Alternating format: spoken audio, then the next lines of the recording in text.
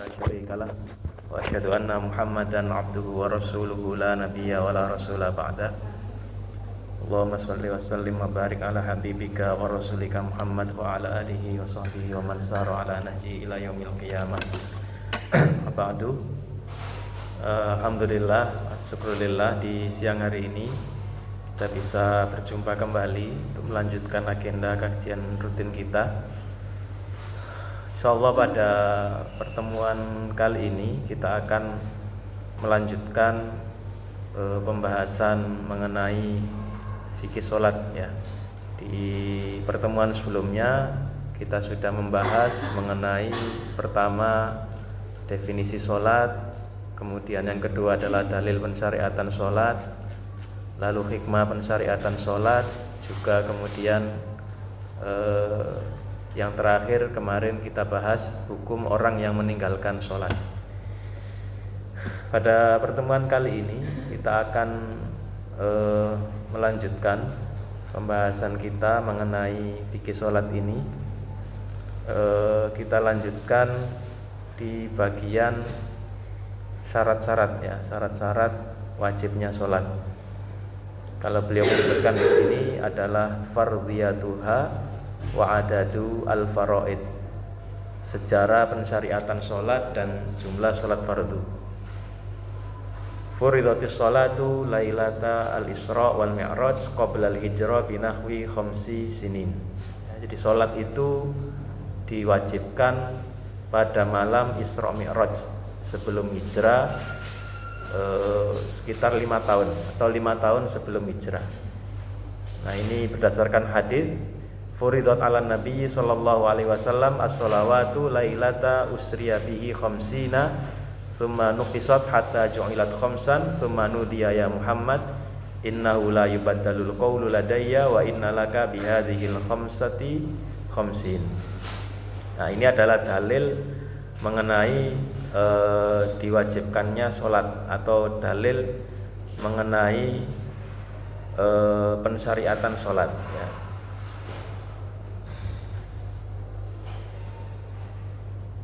Nah, jadi ini dalil pensyariatan sholat, bahwasannya Rasulullah Shallallahu Alaihi Wasallam dalam sebuah hadis Anas disebutkan diwajibkan pada Nabi sholat di malam Isra itu awalnya 50 kali ya, atau 50 waktu. Nah, kita bisa bayangkan kalau seandainya syariat ini tidak direvisi ya, direvisi itu maksudnya diganti dengan syariat yang lain. Kalau 50 waktu itu berarti satu hari 24 jam. 24 jam kali 2 48 ya. Berarti setiap jam itu kita sholat hampir 2 kali kurang lebih. Kira-kira siapa yang mampu melaksanakan syariat ini?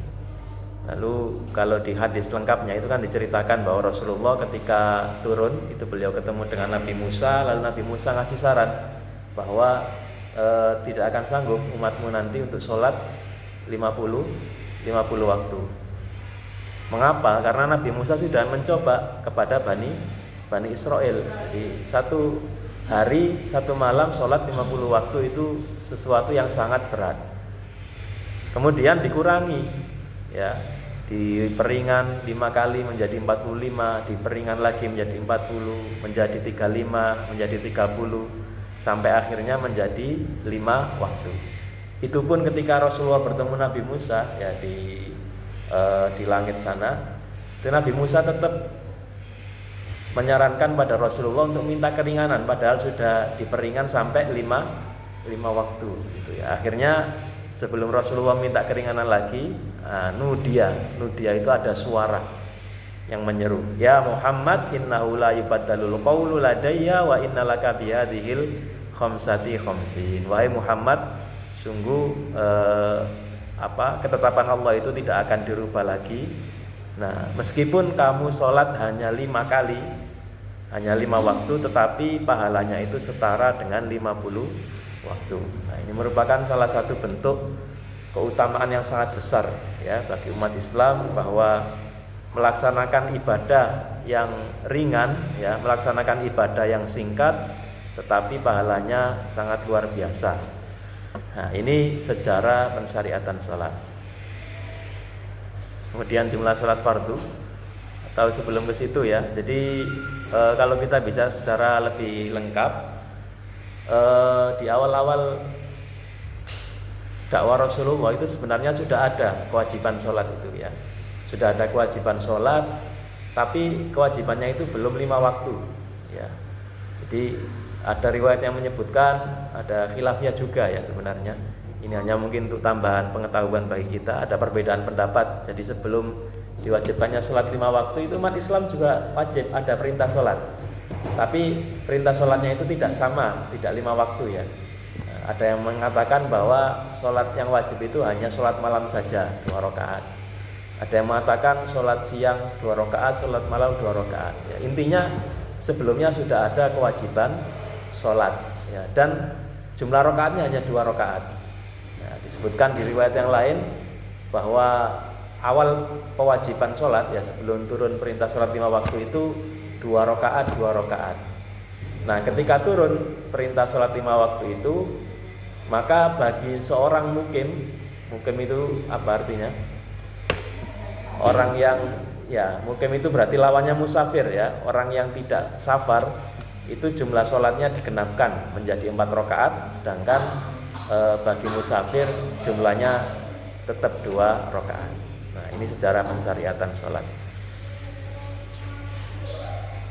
Dan dari peristiwa Isra Mi'raj ini merupakan salah satu pelajaran penting ya. Ini menunjukkan mengenai pentingnya sholat. Jadi kalau perintah-perintah yang lain seperti zakat, puasa, kemudian haji, itu kan disampaikan melalui perantara malaikat Jibril alaihissalam. Tetapi perintah sholat ini tidak ya. Tapi Rasulullah SAW langsung dipanggil oleh Allah Subhanahu Wa Taala melakukan perjalanan Isra Mi'raj. Dan perjalanan Isra Mi'raj itu harus kita pahami ya, bahwa Isra Mi'raj itu bukan hanya peristiwa pengalaman ritual atau pengalaman spiritual, tapi itu juga perjalanan fisik ya. Jadi bukan hanya perjalanan visual. Ya, memang ada sebagian ulama yang berpendapat seperti itu, tapi kalau mayoritas ulama berpendapat bahwa Isra Mi'raj itu perjalanan fisik ya. Perjalanan fisik berarti memang Rasulullah diterbangkan oleh Allah Subhanahu Wa Taala, dan itu bukan hal yang mustahil. Kalau kita baca ayatnya bagaimana? Di surat Al-Isra awal suratnya, Subhanalladzi asra bi 'abdihi lailam minal masjidil harami ilal masjidil aqsa. Nah, di situ kan ada kata asra yusri. Asra yusri itu kalau dalam bahasa Arab namanya fi'il yang membutuhkan objek ya, fi'il muta'addi. Asra yusri itu artinya memperjalankan. Berarti di sini kan Rasulullah tidak berjalan sendiri ya. Ada yang membuat beliau bisa berjalan, bisa melakukan perjalanan di malam hari. Kalau berjalan sendiri itu saro yasri, tapi itu asro yusri. Kemudian di situ ada kata bi'abdihi. Nah, kata abdihi ini saya ingat dulu salah satu penjelasan guru kami dulu, ada seorang syekh namanya Syekh Bashiri, beliau ya orang Mesir. Beliau menjelaskan bahwa julukan yang paling mulia ya, julukan yang paling mulia bagi Rasulullah SAW yang ada di Al-Quran itu bukan Rasul atau Nabi, tapi justru bi abdihi. Kenapa bi abdihi? Karena di situ adalah julukan yang diberikan Allah yang menunjukkan penghambaan ya, bahwa Rasulullah itu adalah hamba Allah ya, hamba Allah Subhanahu Wa Taala. Nah, ini sekaligus juga ayat ini menjadi dalil bahwa Rasulullah itu berjalan jasad dan ruhnya, karena di situ disebut kata abdun ya. Kalau hanya ruhnya kan bi ruhi abdihi, tapi di situ disebut kata abdun. Abdun itu berarti semua anggota badan, ruh maupun jasad. Nah, ini terkait dengan Isra Mi'raj. Kemudian yang kedua, insya Allah kita sudah hafal semua ya, jumlah sholat fardu ada 5 kali. Nah, tapi kadang ada orang yang iseng ya, ada orang yang iseng. Dulu pernah ada orang yang mengatakan siapa ya, saya lupa namanya, pokoknya agak aneh gitu ya, orang agak nyeleneh. Dia mengatakan saya itu sholat itu ya bukan karena perintah Allah atau perintah Rasulullah, yang ikut tradisi saja gitu. Karena di Al-Quran sendiri itu tidak jelaskan sholat 5 waktu itu, mana penjelasan bahwasanya perintah sholat itu perintah sholat 5 waktu ya. Masih connect ya? Ya. Baik, kok kayaknya suasana agak hening, ngantuk. Baik, saya lanjutkan ya. Baik, sekarang coba kita cari ya, ada atau tidak di Al-Quran disebutkan kalimat zuhur, asar, maghrib, isya, subuh? Enggak ada ya? Sudah nyari di Al-Quran semuanya? Iya, tapi iya, maksud saya itu kan istilah asarnya ya, tapi istilah sholat asar, sholat subuh, sholatul asri, sholatul subhi. Enggak, ini jadi ada orang ngomong gitu bahwa di Al-Quran itu cuma disebutkan dirikanlah sholat ya, enggak dijelaskan sholat yang dimaksud itu sholat berapa kali ya. Ya padahal ini kan sebenarnya argumennya sangat ngawur gitu ya, tapi karena yang menyampaikan itu dia dosen gitu, jadi seakan-akan ilmiah, padahal ngawur sekali yang disampaikan. Nah padahal pertama, selain Al-Quran kan juga ada hadis ya, yang kita jadikan sebagai landasan, dan di hadis juga jelas disebutkan sholat-sholat itu. Dan kalau di Al-Quran, meskipun tidak disebutkan secara sharih nama-nama sholat tadi, zuhur, asar, maghrib, isya, subuh, tapi ada ayat yang menunjukkan isyarat mengenai waktu-waktu tersebut. Nah misalnya di surat Al-Isra ayat ke-78, Allah berfirman, aqimis sholata liduluki syamsi ila ghasaqil laili wa qur'anal fajri inna qur'anal fajri kana masyhuda. Nah ini ada penjelasan mengenai waktu sholat ya. Pertama, aqimis sholata liduluki syamsi ila ghasaqil lail. Ini mencakup 5 waktu, 4 waktu sholat ya. Dirikanlah sholat mulai dari duluki syamsi. Duluk itu apa? Tergelincirnya matahari ya, ila ghasaqil lail, sampai pertengahan malam. Ini kan berarti ada berapa waktu? Setelah tergelincir matahari itu ada sholat apa? Zuhur, kemudian asar, maghrib, isya ya. Kemudian sebutkan lagi inna wa qur'anal fajr. Qur'anal fajr ini maksudnya perintah membaca Al-Quran, yaitu dalam sholat al-fajr, di waktu subuh ya, di waktu subuh. Inna Qur'an al-fajri kana masyhuda. Nah, jadi ini salah satu ayat yang memberikan isyarat mengenai waktu-waktu sholat. Mungkin dosen tadi nggak baca ayat ini gitu ya. Jangankan ada dalilnya, kadang ada dalilnya kan jelas saja diingkari gitu ya. Nah ini malah dia alasan nggak ada dalil. Baik, jadi ini jumlah sholat fardu. Nah ini ya, kalau dari hadis, ini merupakan hadis yang menjelaskan mengenai peristiwa setelah Isra Mi'raj ya. Jadi setelah Isra Mi'raj, malaikat Jibril datang ya. Ja'a Jibril alaihi salam faqala lahu qum fasholli. Fashollat dhuhra fi nazalatis syams. Intinya malaikat Jibril ini datang di waktu-waktu awal dan akhir sholat ya. Pertama, malaikat Jibril datang ketika matahari tergelincir. Nah, kemudian beliau sholat, Rasulullah melakukan sholat duhur. Tsumma ja'ul asr faqala kum fasollihi. Fasallal asra hina sara dhillu kulli syai'in mithlahu. Nah, ini awal waktu asar.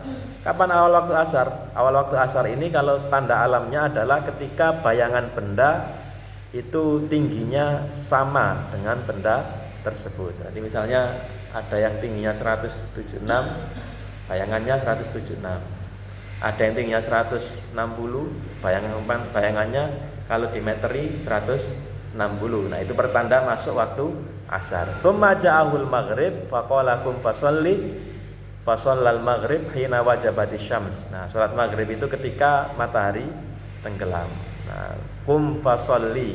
Tsumma ja'ul isya, waktu isya dimulai ketika ghaba syafaq ya, mega-mega merah yang ada di langit itu hilang. Nah, lalu setelah itu datang di waktu fajar ya, datang di waktu fajar ketika fajar sudah terbit. kok hilang isinya. Baik, jadi itu terkait masalah waktu-waktu sholat atau sejarah pensyariatan sholat dan sejarah diwajibkannya sholat. Nah ini ya disebutkan di sini tafsir ayat tadi, famin zawali syamsi dhuhran ilal ghurub takunu sholatani umal dhuhr wal asr wa fi dzulmatal laili sholatani wa umal maghrib wal isya tsumma sholatul fajr. Ya, jadi ini waktu-waktu sholat atau dalil pensyariatan sholat. Baik, kemudian berikutnya al-mukallafu bis sholat. Ini syarat wajib sholat ya. Syarat wajib sholat, beliau menyebutkan di sini tajibus sholatu wujuban ainiyan ala kulli muslimin balighin aqilin rajulin au imra'atin la ala man dunahu. Jadi sholat itu wajib aini bagi setiap muslim yang baligh dan berakal. Tidak diwajibkan bagi selain mereka, baik laki-laki maupun perempuan ya. Artinya syarat wajib sholat itu hanya 3 itu. Selama dia muslim, selama dia baligh, dan selama dia berakal, maka dia wajib sholat, baik laki-laki maupun perempuan. Sehingga kalau 3 hal ini tidak terpenuhi, baligh ya, belum baligh, berarti belum wajib sholat. Nah, hanya saja terkait masalah ini kan sudah ada panduan dari Rasulullah. Meskipun belum balik, itu kita sebagai orang tua atau sebagai guru dan seterusnya itu diperintahkan Rasulullah untuk membiasakan anak-anak agar mereka terbiasa sholat. Sejak usia berapa? Nah, kalau disebutkan kan 7 tahun ya, ini ada hadisnya. Disebutkan mulai usia 7 tahun itu sudah kita harus wanti-wanti ya, jangan sampai meninggalkan sholat. Meskipun di sini kita akan patokannya level ya, level 3 meskipun belum 7 tahun itu sudah ada buku catatan sholatnya. Kemudian balik akil ya, berarti kalau orang dalam kondisi tidak berakal itu berarti dia tidak wajib sholat ya, karena gila atau seterusnya, maka dalam kondisi itu dia tidak wajib sholat. Begitu juga ketika ketiduran. Nah, berarti pada saat tidur itu dia memang tidak wajib sholat. Ya, namanya orang tidur, gimana mewajibkan orang yang tidur ya? Tapi ketika dia bangun, ya tetap kewajibannya itu tidak gugur. Nah, baik, beliau menyebutkan di sini rufi'al qalamu an salasatin anin naimi hatta yastayqid wa anis sabiyyi hatta yahtalim wa anil majnun hatta yaqil. Pena itu diangkat ya, pena itu diangkat maksudnya itu catatan ya, tidak tercatat melakukan suatu perbuatan bagi 3 orang.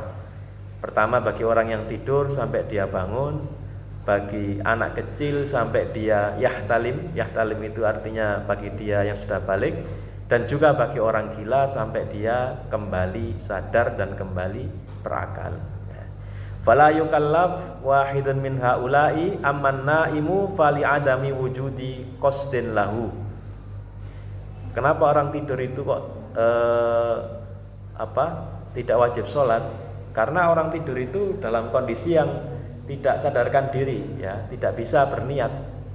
Nah, tidak bisa berniat, maka dia tidak wajib sholat dalam hal ini. Wa ammas sabiyyu fali adami tamyizihi. Kemudian anak kecil, karena anak kecil ini masih belum bisa membedakan mana yang baik, mana yang buruk. Wa ammal majnun fali faqdi aqlihi. Kemudian orang yang gila itu tidak wajib sholat karena dia sudah kehilangan akalnya. Fala tattasifu af'aluhu bi khairin wala syarrin lakin yu'maru sabiyyu bis sholati li 7 sinin wa yudrabu 'alaiha li 10. Jadi karena orang-orang tadi tidak memiliki 3 syarat ini secara lengkap, maka tidak wajib melakukan sholat ya. Karena jangankan sholat, perbuatan yang lain saja itu mereka tidak dianggap. Dalam artian kalau ada orang gila ngerusak benda, ngerusak barang, itu kan dia tidak bisa dikenakan hukuman ya. Atau kalau ada orang gila melakukan kejahatan, itu biasanya jadi salah satu alasan buat polisi untuk tidak memberikan hukuman kepadanya. Makanya banyak orang yang ketika ditangkap ya itu pura-pura gila dia. Ada kasus seperti itu ya. Padahal ketika membunuh sangat sadar sekali, tapi ketika ditangkap dia pura-pura gila. Itu tujuannya supaya dia dibebaskan dari segala macam bentuk hukuman. Nah, tapi yang perlu kita perhatikan, meskipun mereka dibebaskan dari segala macam bentuk hukuman, ketika merusak sesuatu atau ketika menyebabkan barang milik orang lain rusak, itu bukan berarti dia bebas dari tanggung jawab. Ya, misalnya ada anak kecil saja contohnya ya, anak kecil diajak main ke orang tuanya oleh orang tuanya ke rumah teman orang tuanya. Dia lari-lari kemudian nyenggol guci misalnya, nyenggol gelas atau nyenggol piring. Nah, itu meskipun dia anak kecil, ya namanya anak kecil ya, dia tidak dihitung karena memang masih kecil, tapi bukan berarti tidak wajib ganti rugi. Ya orang tuanya yang harus bertanggung jawab. Begitu juga dengan orang gila, itu walinya yang bertanggung jawab atas dia. Baik, jadi itu beliau juga menyebutkan hadis tadi ya tentang perintah sholat bagi anak yang masih usia kecil. Nah, lalu disebutkan juga ini kasus orang kafir ya. Wa idza aslamal kafiru lam yaqdi as-shalah targhiban lahu fil Islam. Kalau ada orang kafir yang masuk Islam, maka dia tidak memiliki kewajiban mengqadha salat. Targhiban lahu fil Islam. Ini dalam rangka memberikan motivasi agar dia mau masuk Islam. Apa dalilnya? Dalilnya adalah firman Allah di surat Al-Anfal, "Qul lil ladzina kafaru iyantahu yughfar lahum ma qad salaf." Katakan pada orang-orang kafir kalau mereka mau yantahu itu apa? Berhenti, menghentikan perbuatannya, yughfar lahum ma qad salaf, maka mereka akan diampuni dosa-dosa yang telah berlalu. Wa qauluhu al-islamu yajubbu ma qablahu. Juga dalam sebuah hadis Rasulullah mengatakan bahwa Islam itu menghapus dosa-dosa sebelumnya. Ai yaqta'uhu wal muradu annahu yadhhabu atharul ma'asi allati fa qarafahu hala kufri. Amal af'alul hasanah kas-shadaqah wa silaturrahim falau thawabu wala yudayyi'u dzalika. Nah, ini bentuk rahmat Allah kepada manusia. Jadi orang kafir itu kan tadi disebutkan mukallaf itu adalah apa? Pertama muslim, baligh, akil. Nah, ketika orang kafir dia sudah masuk usia baligh, itu dia kan memang bukan mukallaf ya.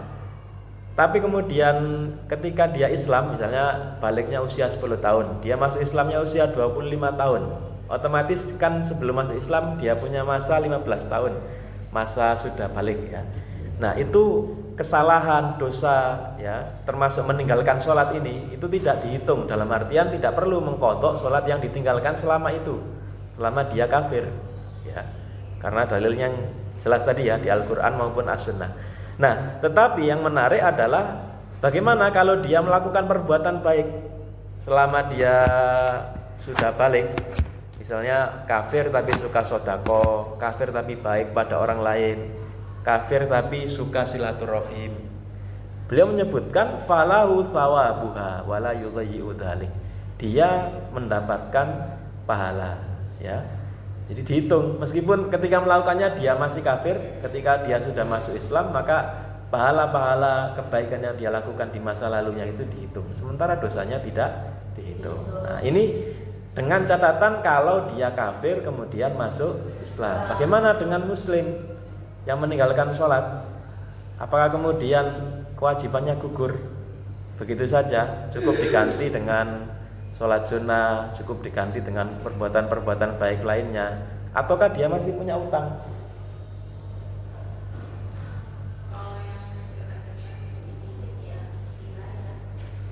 Gimana? Kalau dekat diqadha, berarti nggak perlu ngodok lagi, nggak perlu diqadha yang lama-lama itu. Iya, kalau saya udah dia nggak sholat bertahun-tahun atau dia lupa nggak sholatnya berapa kali, sholat apa aja.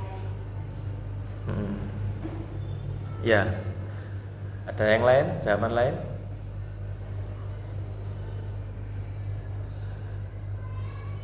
Atau setuju dengan jawaban?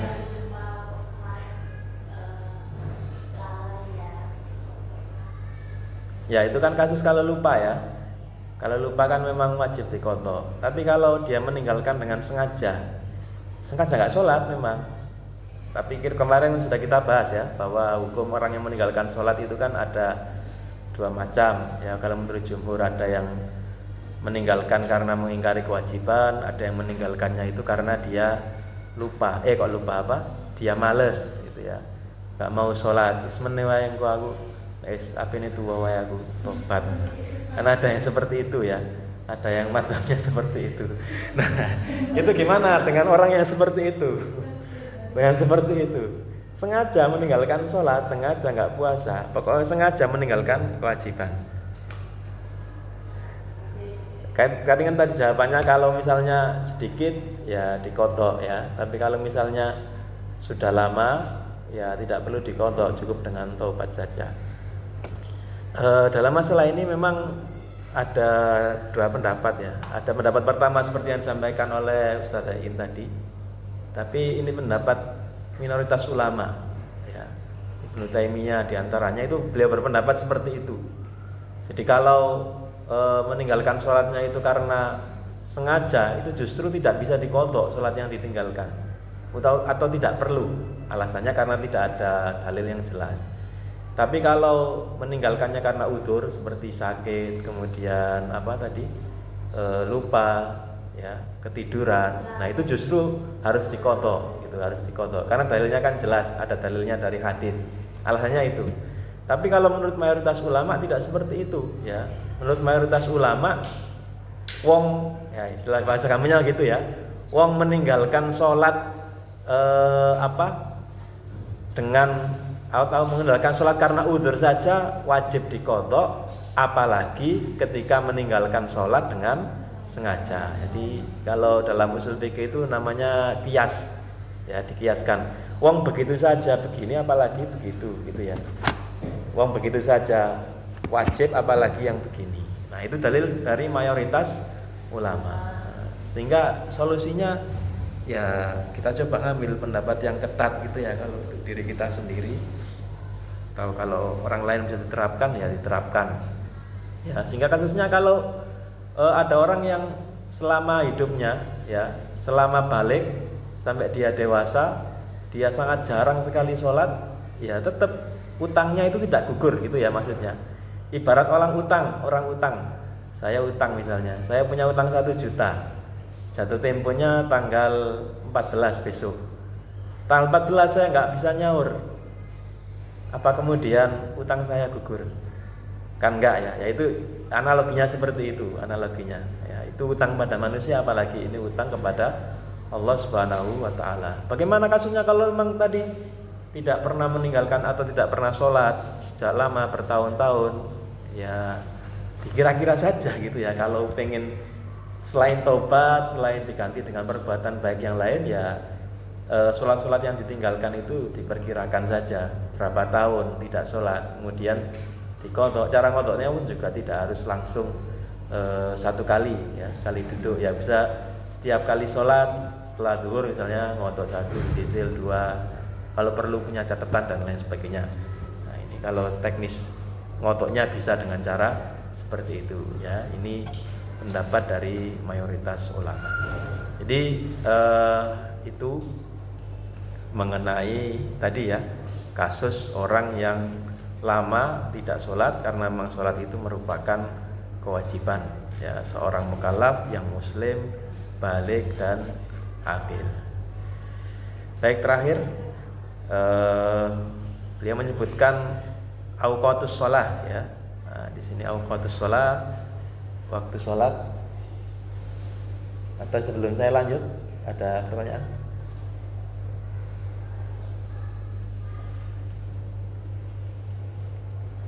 Nah ini ya, nah ini tadi waktu sholat ya. Jadi sholat itu punya waktu yang ditentukan secara syar'i, maka sholat wajib dijalankan pada waktu tersebut. Nah sehingga kalau ada orang yang melewatkan waktu sholat, dia wajib mengqadha sholat. Nah, bedanya orang yang meninggalkan dengan sengaja dan tidak sengaja, kalau yang tidak sengaja tadi dia berdosa. Dia tidak berdosa ya. Tapi kalau dia meninggalkannya dengan sengaja, maka dia tidak berdosa. Ini dalilnya man nama an sholatin aw nasiyaha falyusalliha idza dzakaraha la kafarata laha illa dzalika wa aqimis sholata li dzikri. Siapa saja yang ketiduran sehingga tidak sholat atau lupa tidak sholat, maka dia harus sholat jika dia mengingatnya, ketika dia mengingatnya. Tidak ada kafarat yang lain selain itu ya. Nah, ini dalil sholat fardu ya. Kalau kita kan sekarang enak sudah ada jam. Nah, tapi ada jam, kemudian apa namanya? Ya jam digital, HP, itu kan bisa rusak. Nah, sementara ada benda yang tidak bisa rusak, benda langit ya, yaitu matahari. Maka penanda waktu sholat itu ditandai dengan matahari. Nah, ini gambarannya ya. Saya pakai gambar saja. Nah, ini waktu zuhur ya. Ibaratkan ini matahari, waktu zuhur. Ini berarti ya timur barat gitu ya. Nah, waktu zuhur itu matahari tergelincir. Jadi sejak matahari ada di sini, tidak di tengah-tengah. Nah, tergelincir. Nah, sampai asar ya. Asar itu dimulai di sini. Ketika apa? Ketika bayangan benda itu sama dengan panjang bendanya. Lalu waktu maghrib. Nah, asar itu batasnya adalah maghrib. Jadi waktu sholat itu ada berapa jenis ya? Ada waktu afdal, ada waktu jawas, ada waktu ikhtiar. Waktu afdal itu di awal waktu. Kemudian waktu jawas itu waktu boleh. Boleh itu berarti ya di tengah-tengah waktu. Nah, ada waktu ikhtiar.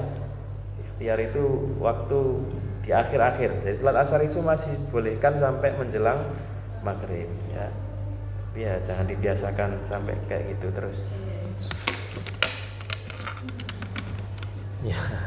Nah, jadi ini maghrib itu ketika tenggelam, ya, ketika matahari tenggelam. Ini gambarnya sebenarnya di sini ya, di bawah ufuk. Ketika matahari sudah tidak terlihat, maka disitulah waktu maghrib. Kemudian ada waktu isya. Nah, waktu isya itu ketika matahari ada di sini. Ya, kita nggak tahu ya, kita kan di sini. Di matahari itu, ya kalau bagi kita tenggelam di bawah itu. Nah, ini waktu isya, makanya cahayanya kan mulai meredup. Cahaya merahnya kan mulai meredup sampai sini. Nah, lalu subuh ya. Subuh juga seperti itu. Matahari itu kalau ibaratnya belum terbit ya, masih di sana sekitar 18 derajat, baru kemudian berakhirnya itu ketika matahari terbit.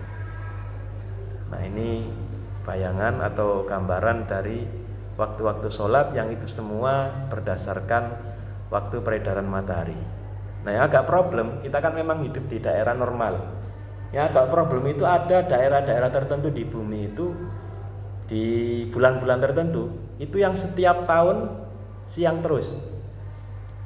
Pernah dengar ada daerah seperti itu? Nah, ini kan kalau kita ceritakan ke anak-anak gitu menarik ya. Jadi nggak pernah malam, karena posisi dia itu selalu terkena cahaya matahari gitu ya. Bumi itu kan muter ini ya. Pokoknya dia itu wilayahnya mesti kena cahaya matahari terus gitu.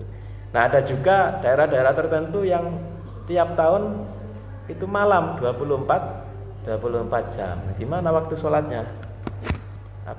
Ambil ringkesnya, gak usah sholat biar enak.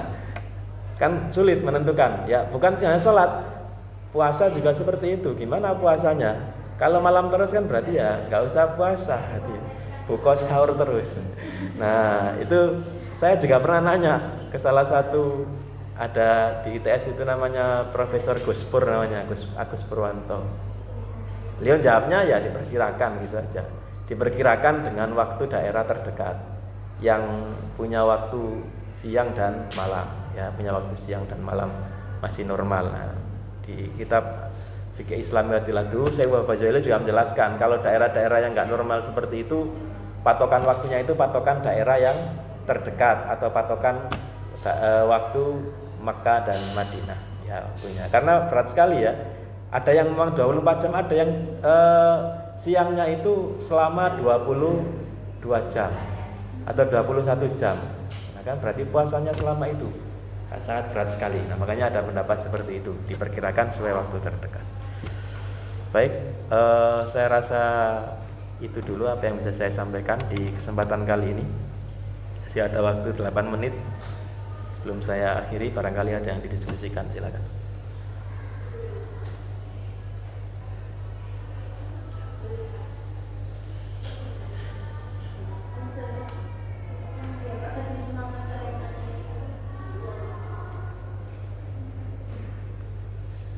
Cukup? Gak ada? Baik, kalau nggak ada kita cukupkan sampai di sini ya. Jadi beberapa poin penting yang bisa kita simpulkan dari kajian kita di siang hari ini, yaitu pertama tentang fardu sholat ya, cara pensyariatan sholat yang dimulai dari peristiwa Isra Mi'raj. Kemudian yang kedua adalah syarat wajib sholat, yaitu muslim, baligh dan akil ya. Dan poin pentingnya adalah tentang kewajiban sholat ini, kewajiban yang harus dilaksanakan, dan ketika ada yang meninggalkan dengan sengaja atau tidak dengan sengaja, itu dia wajib mengqadha sholat yang dia tinggalkan ya. Lalu terakhir tentang waktu-waktu sholat, itu waktu-waktu yang ditandai dengan peredaran matahari. Kita akhiri pertemuan kita di siang hari ini. Sebelum itu seperti biasanya komentasi.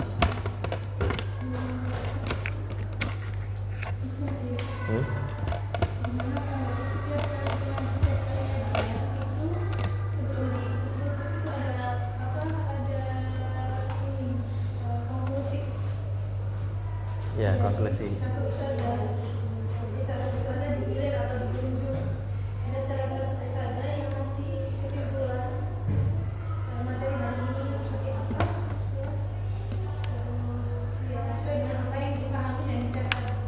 Ya, apa?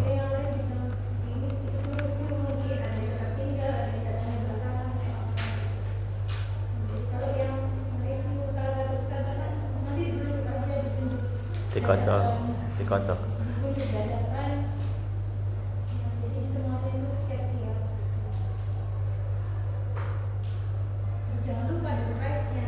Doorpress. Itu ada bagiannya sendiri doorpress. Ya nggak apa-apa, bisa kita ini ya, bisa kita laksanakan di pertemuan berikutnya insya Allah, supaya kajian kita lebih hidup dan apa yang kita pelajari itu lebih membekas. Nanti kita buat model dan sistem seperti itu ya. Setuju ya? Baik. Ikan pasir putih.